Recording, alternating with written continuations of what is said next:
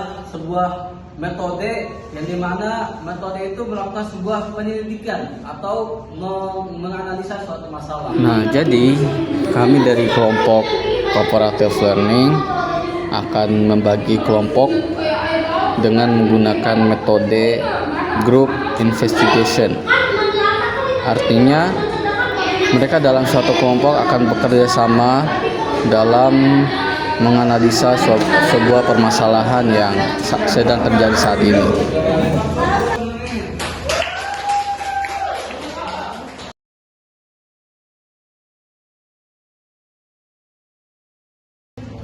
Oke, ice breaking-nya karena ini untuk memulai ya, pastinya kita butuh semangat kan? Jadi sebelum mulai kita tepuk semangat dulu, tepuk semangat. Semangat.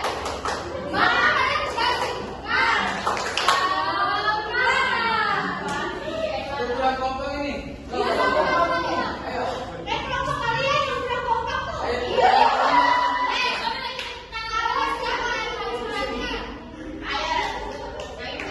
Tepuk semangat.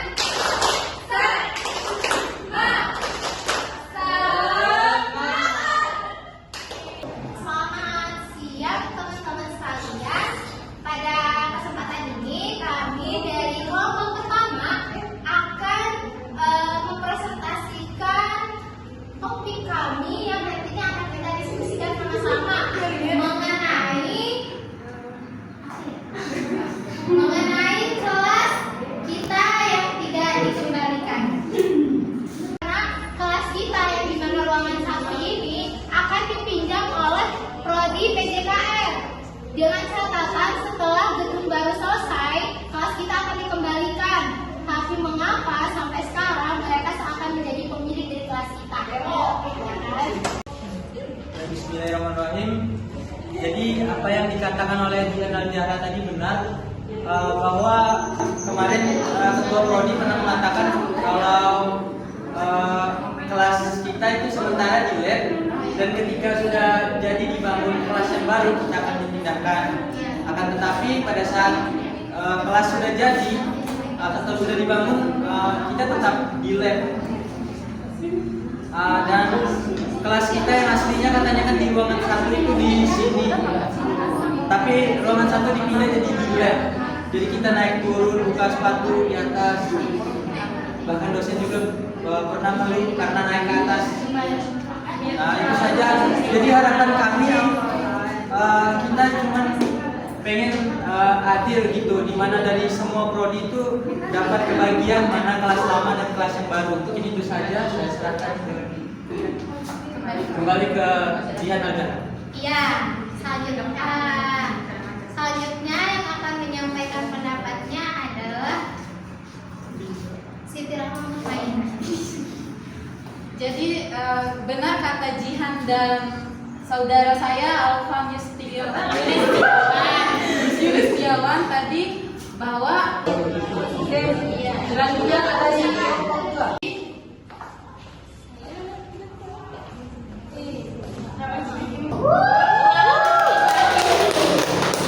Sebelum kita memasuki materi, kami akan melakukan ice breaking sebentar.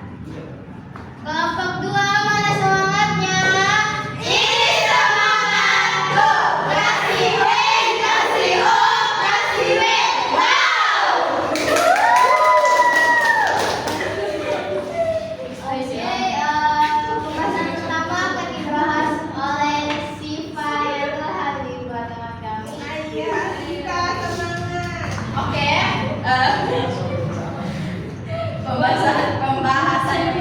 pembahasannya adalah awal mula terjadinya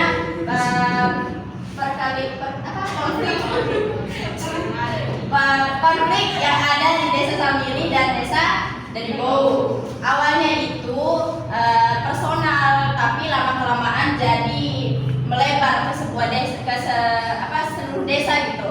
Awalnya tuh konflik masa lalu antara dua orang personal nih, sehingga mengakibatkan terjadinya percecokan atau perkelahian antara dua orang ini. Tapi karena percecokan yang tidak berakhir ini sehingga mengakibatkan atau menyebabkan menyebar ke seluruh desa. Oke, terima kasih. Dari peperangan itu juga akan ada dampaknya.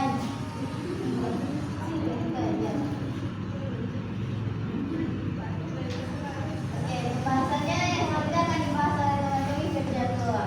Oke, adapun korban-korban yang terjadi gara-gara peperangan tersebut yang berjenis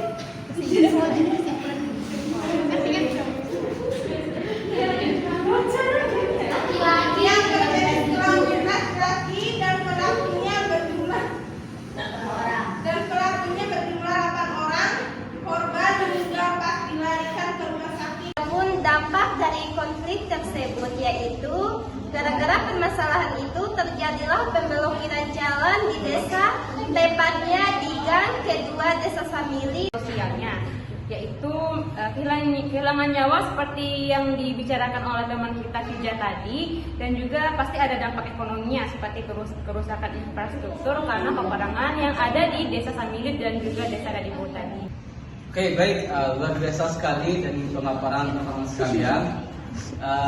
Itu cukup memuaskan ya, karena memang tujuan daripada cooperative learning itu yaitu bagaimana teman-teman bekerja secara bersama-sama. Jadi adanya metode group investigation itu teman-teman melakukan investigasi gitu, atau penyelidikan atau menganalisa suatu masalah. Mahasiswa itu jangan sampai acuh tak acuh dalam kemudian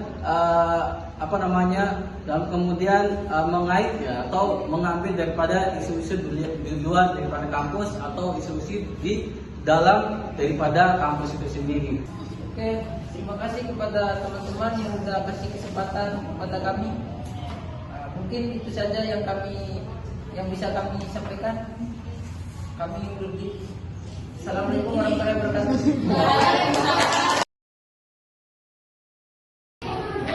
Ya. Assalamualaikum.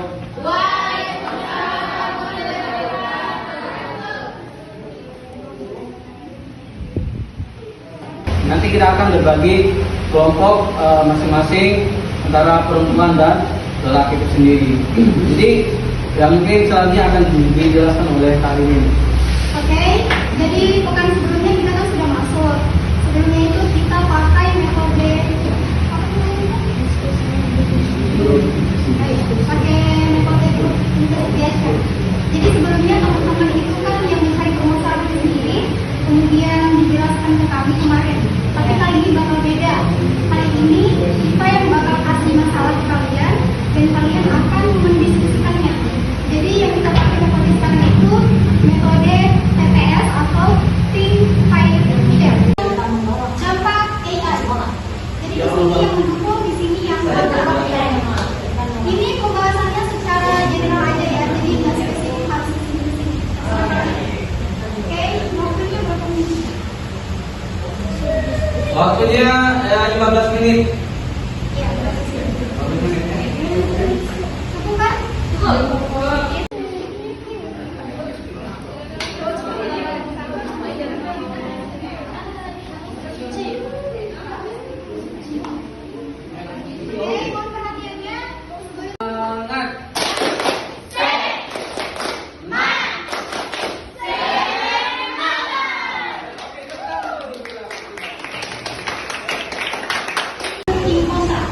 Tim pro-nya bagian sini, tim kontra bagian sini.